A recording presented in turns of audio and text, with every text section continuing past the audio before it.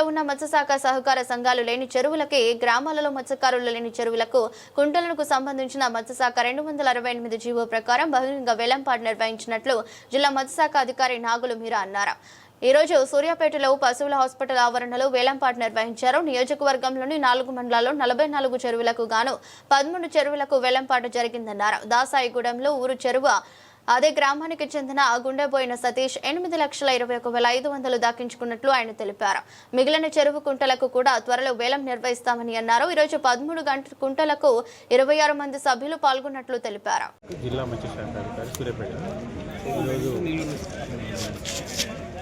జిల్లాలో ఉన్న చెరువులకు ఎక్కడైతే మత్స్య సహకార సంఘాలు లేవో, ఎక్కడైతే మత్స్యకారులు అంటే మత్స్యకారులు ఏ గ్రామాల్లో అయితే లేవో ఆ కుంటలకు సంబంధించిన చెరువులకు సంబంధించిన వాటిని మత్స్యశాఖ 268 జీవో ప్రకారము బహిరంగ వేలంపాట నిర్వహించడం జరిగింది.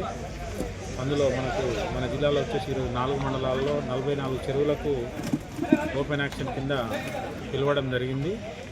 అందులో వచ్చేసి మనకు ఈరోజు 13 చెరువులకు ఈరోజు వేలంపాట నిర్వహించడం జరిగింది. మిగతా కుంటలకు కూడా నెక్స్ట్ డేట్లో మేము నిర్వహించడం జరుగుతుంది. అదేవిధంగా ఈరోజు ఈ 13 కుంటలకు 26 మంది ఇందులో పాల్గొనడం జరిగింది. ఆ 26 మందికి వాళ్ళకు డిపాజిట్ చేసి వాళ్ళు బహిరంగంగా వాళ్ళు వేలంపాట పాడుతున్నారు. ఎవరికైతే ఫైనల్ అయిందో రేపు వాళ్ళకు ఫిషింగ్ ఆర్డర్ చేయడం జరుగుతుంది. ఎన్ని గుంటలు ఎక్కడెక్కడ చెరువులు కుంటలు లిస్ట్ ఇస్తాము. అది లిస్ట్ ప్రకారం